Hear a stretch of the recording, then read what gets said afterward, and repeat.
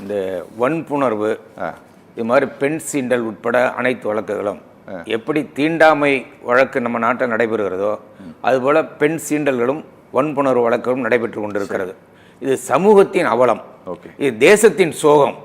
அதனால இதை வைத்துக்கொண்டு யாரும் அரசியல் செய்ய வேண்டும் என்ற நோக்கத்தோடு பேசுவது நாகரிகமானது அல்ல. முதல்ல அண்ணாமலை அவர்கள் சிடிஆர் ரிப்போர்ட், கால் டீட்டெயில்ஸ் ரிப்போர்ட் அவர் கையில் இருந்திருந்த இவ்வளோ டாக்குமெண்ட்ஸை வச்சுக்கிட்டு இப்படி ஒரு விசாரணை நடக்கிற பொழுது, நல்லா நீங்கள் ஆரம்பத்திலே சொன்னீங்க, உயர்நீதிமன்றத்தின் வழிகாட்டுதலின்படி 3 பெண் ஐஏஎஸ் அதிகாரிகள் அவர்களை கொண்ட விசாரணை குழு விசாரித்து அறிக்கை கொடுத்திருக்கிறது.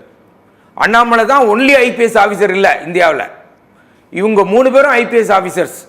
அவர்கள் அதுவும் பெண் ஐபிஎஸ் ஆஃபீஸர்ஸ், அவங்களை வைத்து ஒரு விசாரணை நடத்தியிருக்கிறார்கள்.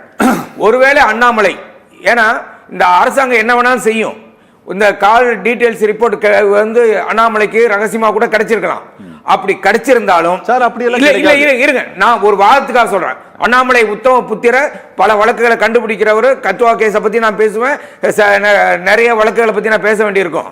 ஆனா அந்த உத்தம புத்திரன் ஏன் வழக்கு நடக்கிற பொழுது இந்த அதிகாரிகளை சந்தித்து என்னிடம் கொஞ்சம் டீடைல்ஸ் இருக்கிறது, இந்த வழக்குக்கு பயன்படும் என்று ஏன் சொல்லவில்லை? ஓகே.